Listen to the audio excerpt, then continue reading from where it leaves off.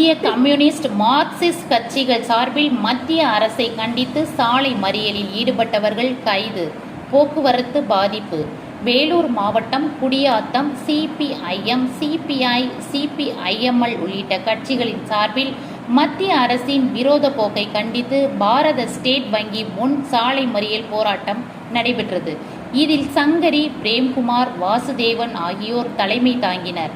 சிறப்பு அழைப்பாளராக இந்திய கம்யூனிஸ்ட் மார்க்சிஸ்ட் கட்சியின் தொகுதி செயலாளர் சரவணன், தாலுகா செயலாளர் சிலம்பரசன், மாவட்ட துணை செயலாளர் துரை செல்வம் ஆகியோர் கலந்து கொண்டு மத்திய அரசின் விரோத போக்கினை கண்டித்தும், நிதிநிலை அறிக்கையில் தமிழ்நாடு புறக்கணிப்பு, ஏழை நடுத்தர மக்கள் மீது தாக்குதல், விவசாயிகள் விளைவித்த பொருட்களுக்கு கட்டுப்படியான விலை கிடைக்க வேண்டும், 100 நாள் வேலையை சீரழிக்காதே, விலைவாசி உயர்வை பாதுகாத்திட வேண்டும் உள்ளிட்டவை குறித்தும் மத்திய அரசை கண்டித்து கண்டன கோஷங்களை எழுப்பினர்.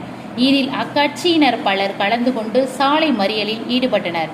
இதனைத் தொடர்ந்து மறியலில் ஈடுபட்டவர்களை காவல்துறையினர் கைது செய்தனர். இதனால் குடியாத்தம் வேலூர் செல்லும் சாலையில் போக்குவரத்து பாதிக்கப்பட்டது.